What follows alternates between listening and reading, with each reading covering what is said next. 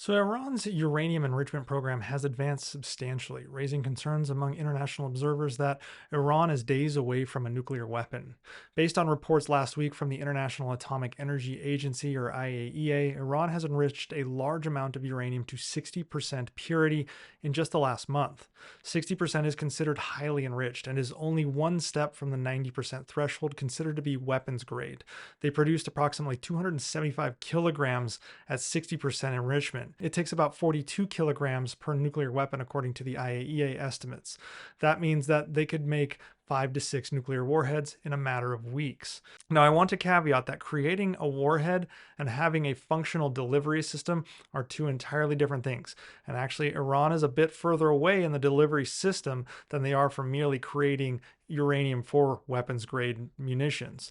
Some estimates claim that it could be anywhere between 6 months to 2 years before the functional complete weapon is ready to go, and that assumes that no external interventions take place. Now, Iran's total uranium stockpile across all enrichment levels is now estimated at over 6,600 kilograms, far exceeding the 300 kilogram limit set by the 2015 Joint Comprehensive Plan of Action, or JCPOA, that Trump pulled out of in 2018.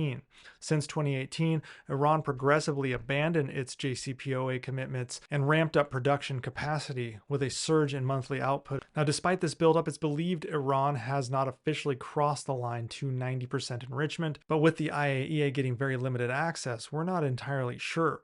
Iran's leadership continues to assert that its nuclear program is for peaceful purposes such as energy and medical research, but the problem with that statement is nuclear reactors for commercial power and medical research require uranium to be enriched to only about 20%.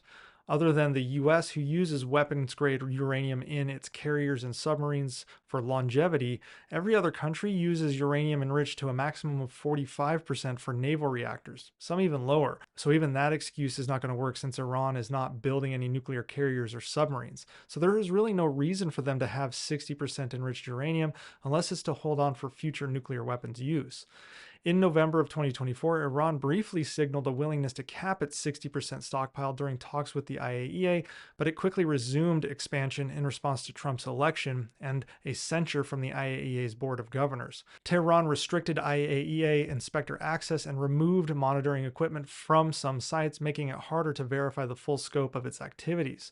Facilities like Natanz and the deeply buried Fordo plant remain focal points, with the latter's fortified nature posing challenges for potential military intervention. Diplomatically, efforts to revive the JCPOA have stalled, and with the October 2025 deadline for the deal's snapback sanctions mechanism approaching, as well as with Trump at the helm of the US, it is unlikely that an extension will be reached, and Iran has less of a reason to hold back. So as of today, Iran is closer than ever to a potential nuclear breakout capability, with a large and growing stockpile of near weapons grade uranium, advanced enrichment infrastructure, and a tense standoff with the international community. Whether it takes the final step towards actually weaponization remains a matter of political choice rather than technical limitation at this point. And that political choice involves factoring in potential military responses from Israel and the United States.